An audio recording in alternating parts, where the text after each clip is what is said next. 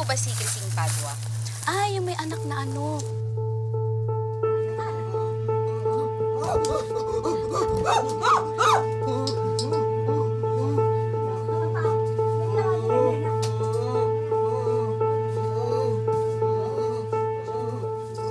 Parang unggoy daw yun eh. Unggoy ho? Di ba? Maliit yung ulo nun. Parang kasi... isinumparaw raw yung mga anak niya nung araw. Malay ko, hindi ako nakikialam sa ganyang mga usapan eh. Diretso kay dyan, kaliwa, yung kubo sa kanan.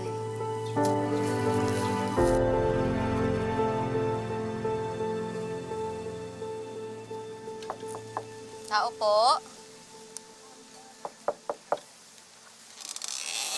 Ano po yun? Ay, magandang araw ho. Kayo ho ba si Aling Crising? Bakit may camera? Patayin niyo yan. Gusto lamang ho sana namin kayong ma-interview tungkol ho sa mga anak ninyo. Ay, hindi. Wala kayong mapapala sa amin. Sige na, umalis kayo. Umalis na kayo. Sige na. Abraham!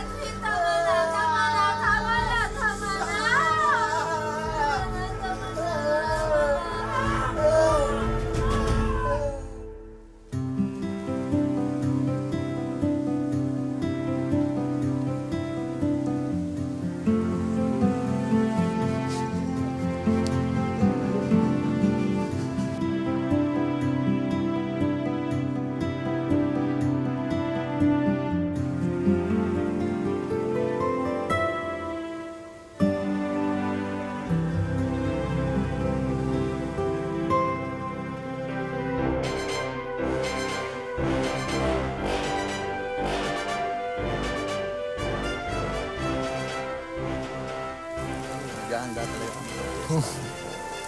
Ganda natin yung mga manok mo. Lalo na itong mga repolyo namin. Ananim namin ito eh. Crising, kumusta ka na? Bipot? Ikaw pa yan? Ang laki mo na! Oo. Pagkatapos ng 10 taon sa Vizcaya, nagbalik na kami dito. Talaga? Ikaw nga agad ang una kong binisita eh. Ay, sige na, halika na. Tutulungan na kita. Naku, hindi kaya ko na to. Sige na, ako na. Naku, alam mo, hindi ka pa rin nagbabago. Matigas pa rin ang ulo mo. Ikaw rin naman, di ka pa rin nagbabago eh. Ganda mo pa rin. Ako, ikaw talaga. Alam mo, hindi ko alam ha. Ngayon ko lang nalaman na hindi lang pala pagsasaka ang natututunan sa Vizcaya. Pambobola rin ng babae. Hindi naman katabi na bola. Totoo naman yung sinasabi ko. Ang ganda mo talaga eh. Siguro, ang dami nang liligaw sa'yo dito, ano? Hindi naman ako pwedeng mamili eh. Kasi si Eduardo ang gusto ni Inay at sa kanya itay na pakasalan ko. Eduardo?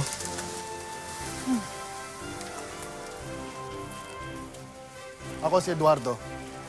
At ikaw, makakaalis ka na at layuan mo kasintahan ko. Hoy, Eduardo, huwag kang ganyan. Wala kang karapatang pagsalitaan ng ganyan ng kababata ko. Unang-una, hindi kita kasintahan. Pangalawa, hindi mong pamamahay ito. Ano bang pinagsasabi mo, Crising? Halika, samahan mo na lang ako sa bayan. Ilibre kitang sine. Hindi, ikaw ang tumigil. Ayan, aalis kaming dalawa. Ikaw ang maghalo niyang biko. Halika na, Eduardo.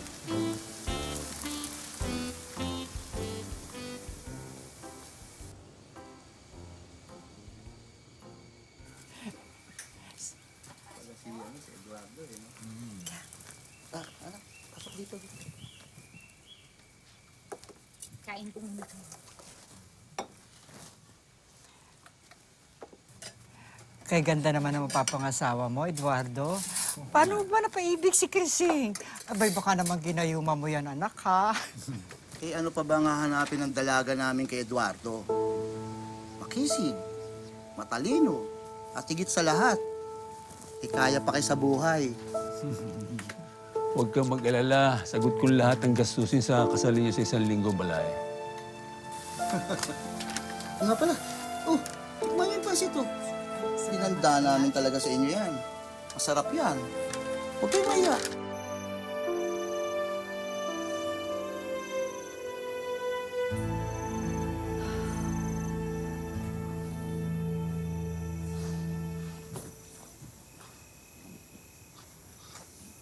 Krising.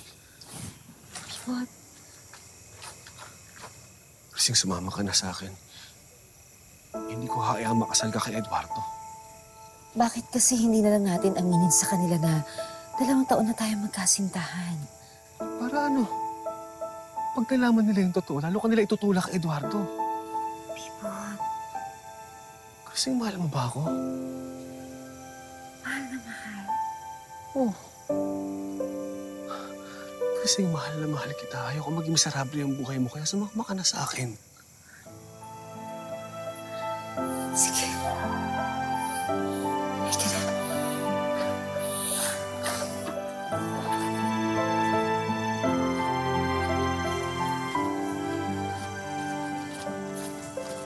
Nakatakdahan na yung kasal nila. Tinanan niya ako. Kaya yung pizza na kasal nila, yun na din ang kinan namin na kasal namin. January 19.